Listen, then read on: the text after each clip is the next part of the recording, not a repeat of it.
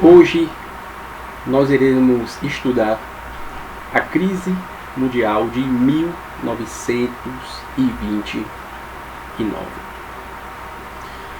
A nossa fundamentação teórica vai ser baseada nesse livro, A Era dos Extremos, do historiador inglês Eric Hobsbawm. Com esse livro aqui, nós iremos entender a causa, os motivos dessa crise. Isto é, não é fácil desvendar o motivo de um fator econômico, de um fator político, pois não depende apenas de uma situação, não depende apenas de um objeto, um motivo, não é só isso. Ou seja, depende de vários fatores sociais, fatores econômicos, fatores políticos. Então não é fácil determinar exclusivamente que a causa da crise de 1929 foi devido a isso especificamente. Não. É praticamente impossível chegarmos a esse consenso. O que vamos fazer com esse livro aqui é fazer uma análise aproximada de que seja essa crise de 1929. Beleza? Com esse livro aqui a gente vai tentar desvendar o motivo da crise. E nesse outro livro aqui,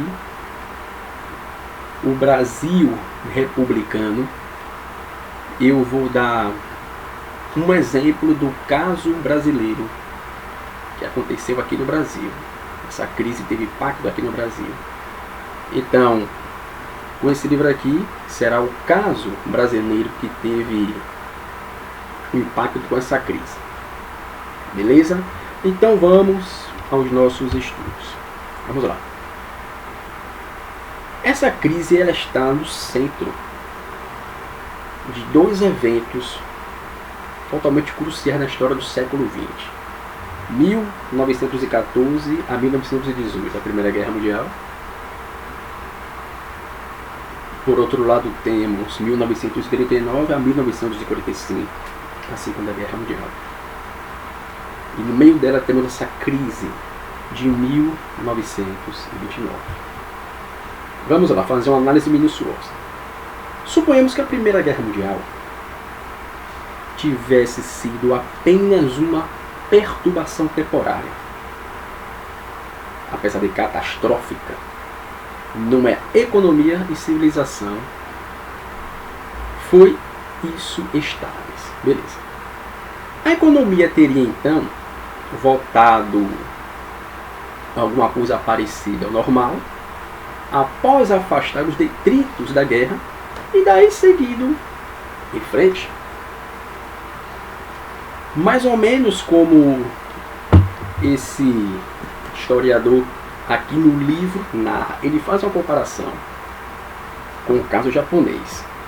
Olha o que ele traz, uma analogia.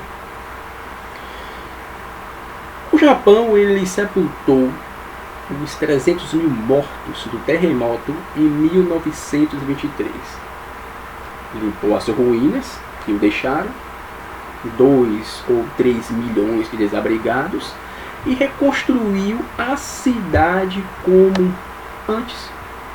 Porém, um pouco mais a provas de terremoto. Isto é,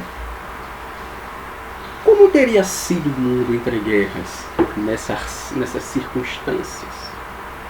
Seria realmente fácil, a partir de 1919, darmos continuidade, ou seja, reparar de forma rápida os problemas causados pela guerra? A resposta é que não sabemos. E não há sentido em especular sobre o que não aconteceu. E quase certamente não poderia ter acontecido. Mas é bom lembrar que essa pergunta não é inútil, porque nos ajuda a captar o profundo efeito na história do século XX do colapso econômico entre as guerras. Observe, Seria bom que logo após a Primeira Guerra Mundial a gente pudesse fazer uma reparação rápida e dar continuidade à nossa vida. Não. Como Robesbal no seu livro A Era dos Extremos, ele faz uma analogia com o caso japonês, que o caso japonês resolveu rápido e a vida que seguiu. Na questão de 1929 foi muito diferente, porque demorou sim para se recuperar um evento que teve proporções mundiais. Mas vamos lá. Mas a Primeira Guerra Mundial foi seguida por um tipo de colapso verdadeiramente mundial. Isso é claro. Sentido pelo menos em todos os lugares em que os homens e mulheres se envolviam ou faziam uso de transações impessoais de mercado. Ou seja, como nós estávamos em processo de era global, essa crise teve um impacto em todas as pessoas. Como o autor mesmo diz, aqueles que tinham transações impessoais de mercado sofreram com esta crise. Vamos lá. Até mesmo os orgulhosos Estados Unidos, longe de serem o porto seguro das convulsões, de continentes, ou seja, todos em crise são Estados Unidos, não, isso não acontece, isso não existe, se tornaram o epicentro dessa crise. Ou seja, mesmo os Estados Unidos, que tinham certo orgulho econômico, foi o alvo principal dessa crise. Em suma, entre as guerras, a economia mundial capitalista pareceu desmoronar. Ninguém sabia exatamente como se poderia recuperar. Essa é a grande questão. Entramos em uma crise onde não sabíamos o que fazer. Essa é a grande verdade da crise de 1929. Vamos lá. Estudando ainda Robesbal, ele diz o seguinte, que a história da economia mundial, desde a Revolução Industrial, tem sido de acelerado progresso técnico. Isso é verdade. A Revolução Industrial trouxe para a humanidade o conceito técnico, o conceito do aperfeiçoamento e o conceito da especialização. Isso é fato. Trouxe, ou seja, de contínuo, mais irregular crescimento econômico, O que levamos o quê? A globalização. De uma divisão mundial cada vez mais elaborada e complexa de trabalho. Isso é fato. Trouxe para nós uma rede cada vez maior de fluxos e intercâmbios que ligam todas as partes da economia mundial ao sistema global. Essa é a nossa contextualização. O mundo estava totalmente conectado por transações econômicas, intercâmbios e fluxos. Essa é a pura verdade que aconteceu, que estava acontecendo e até hoje acontece. O progresso técnico, ele continuou e até se acelerou, transformando e sendo transformado pela era de guerras mundiais. Não é isso? A Primeira Guerra Mundial, sim, com certeza foi um momento de evolução tecnológica. Mesmo que essa tecnologia fosse utilizada para, no ponto de vista mal, mas sim, teve o crescimento tecnológico. Vamos lá. Embora na vida da maioria dos homens e mulheres as experiências econômicas centrais da era tivessem sido cataclísmicas, culminando a Grande Depressão de 1929. O crescimento econômico não cessou nesta década, apenas diminuiu o seu ritmo. Foi bom fazer essa contextualização para que nós possamos entender que nós estamos em uma economia interligada com a outra. Ou seja, qualquer tipo de erro que der em um sistema é como se fosse uma reação em cadeia que todos vão sofrer a mesma consequência. Vamos lá. A globalização da economia dava sinais de que parava de avançar nos anos entre guerras. Por qualquer critério de medição, a integração da economia mundial estagnou ou regrediu. Isso é muito importante para o entendimento da da grande crise de 1929, que esse período entre guerras realmente teve uma estagnação na economia. Os anos anteriores à guerra tinham sido o período de maior migração em massa na história registrada, mas esses fluxos depois basicamente secaram, né? Ou foram represados pelas perturbações da guerra e restrições políticas, claro. Porque em momento de crise, momento de guerra, ninguém vai querer fazer mais aquele processo migratório. Isso é fato. Então fica aquela pergunta que Hobsbawm traz. Mas por que essa estagnação? O que será que teve? Aí vem aquilo que eu falei no início dessa aula aqui. É muito difícil colocar um ponto determinante, o que leva à crise de 29. É muito complicado fazer isso. Então Hobsbawm, aqui nesse livro, ele vai falar o seguinte, que surgiram vários motivos. Como, por exemplo, que a maior das economias do mundo, a dos Estados Unidos, passaram a ser praticamente autossuficiente, exceto pelo suprimento de umas poucas matérias-primas. Jamais dependeu particularmente do comércio exterior. Então, mesmo países que tenham sido comerciantes de peso, como a Grã-Bretanha e os estados escandinavos, mostravam a mesma tendência.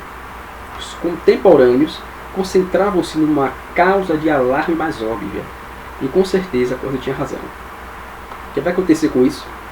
Cada estado agora fazia o mais possível para proteger suas economias de ameaças, obviamente externas, ou seja, cada um agora vai proteger a sua economia contra ameaças externas para não se prejudicar. Ou seja, de uma economia mundial que estava visivelmente em apuros. Vamos lá.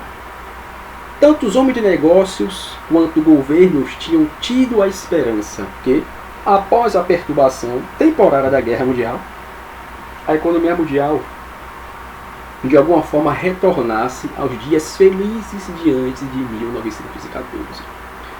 Essa era a esperança de todos, hein? Óbvio, que encaravam como os normais, ou seja, eles entendiam como normalidade o período antes de 14. Mas depois de 14, que chegamos a 1919 e diante, temos um colapso totalmente perturbador da crise. E de fato o boom imediatamente após a guerra, pelo menos nos países não perturbados por revoluções e guerra civil, parecia promissor.